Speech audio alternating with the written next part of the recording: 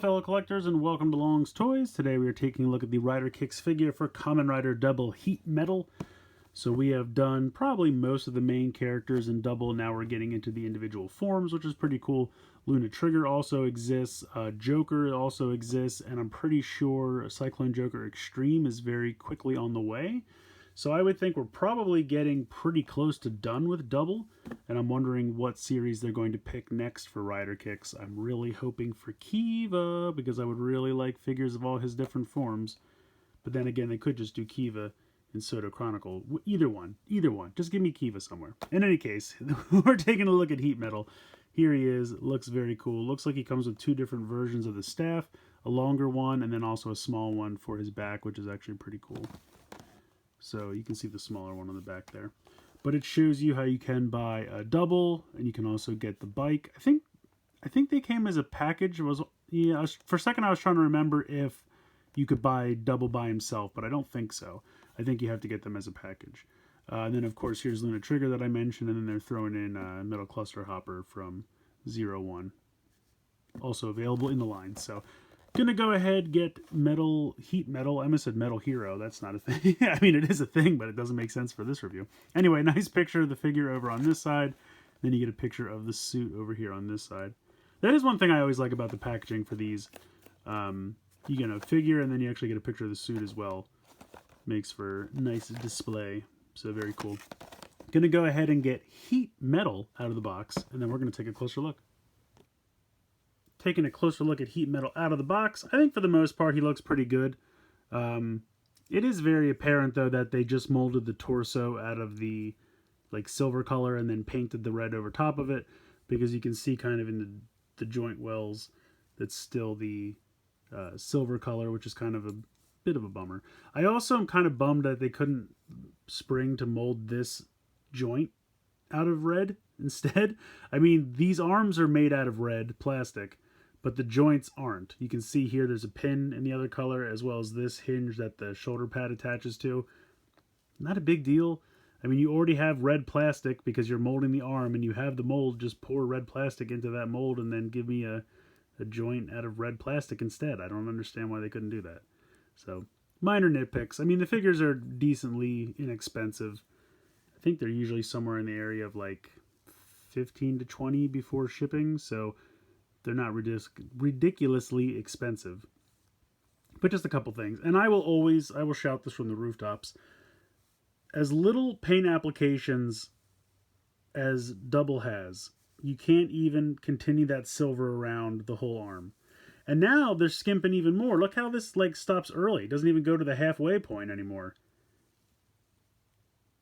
I don't know. That's just the stuff that bothers me.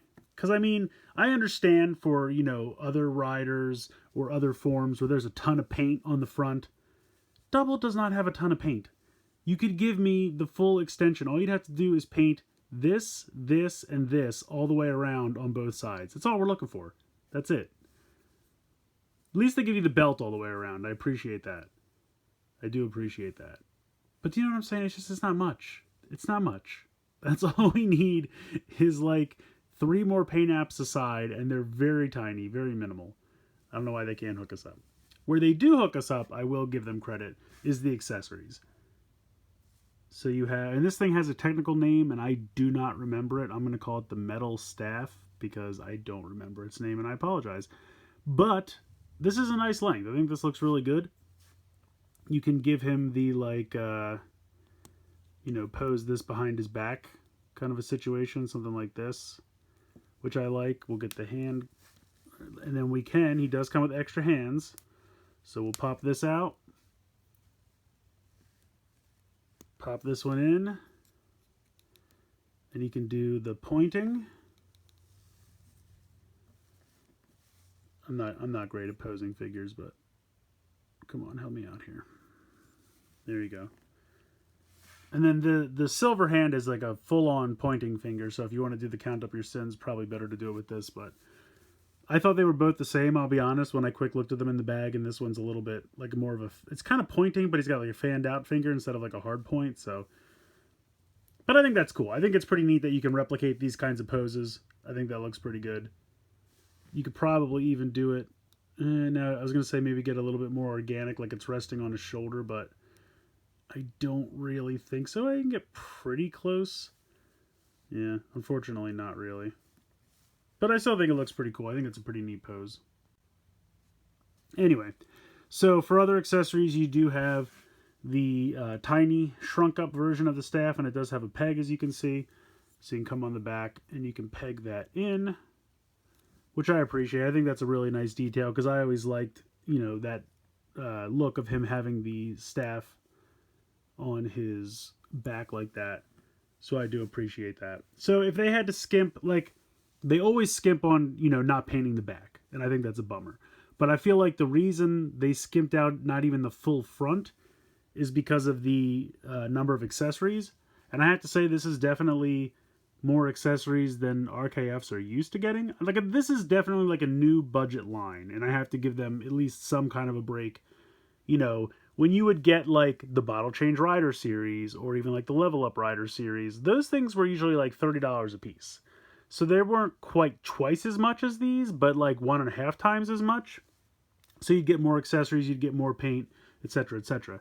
This is definitely like a budget line. Like you can tell they're trying to keep these around $15 to $20 a piece to kind of keep the cost down. That's why they're skimping on the paint, but still trying to give you the accessories. So they're kind of picking and choosing what they, omit and include. And I think giving the 2 versions of the staff here was definitely a big deal. And I like the extra hands. I think is fun. Always a good time there. So I think it's still worth picking up. Like I said, I'll always complain about the cuffs and the shoulder pads on Double because he's so light on paint applications just in the design of his character naturally. I don't understand why they can't just hook us up. Even if you just made it a couple extra bucks, I'd be okay with that. I understand you're trying to keep it low, but just say, yeah, it's going to be a hard 20. You'll get the full painted bands though. All right, I'm in. I'm fine with that. In any case, I definitely still think it's worth picking it up, especially if you have the others. If you have the other Double figures so far in the line, no reason not to grab yourself a heat metal. Very cool form. The other thing is, because of the way these are made, you cannot mix and match. So he is heat metal. He is not changing from that. You can't break these apart. You'd have to go pick up the, what was that, Double Form Change WFC line back in the day. Those things are not cheap now. This is a nice way to get yourself a fairly inexpensive heat metal form for Double. Or you could buy the Soto, but I think that was even inside a premium Bandai set, so I still think this is the cheaper way to go. In any case, let me know what you guys think in the comments below. Please like, share, and subscribe. Hope you enjoyed the video, and as always, thanks so much for watching.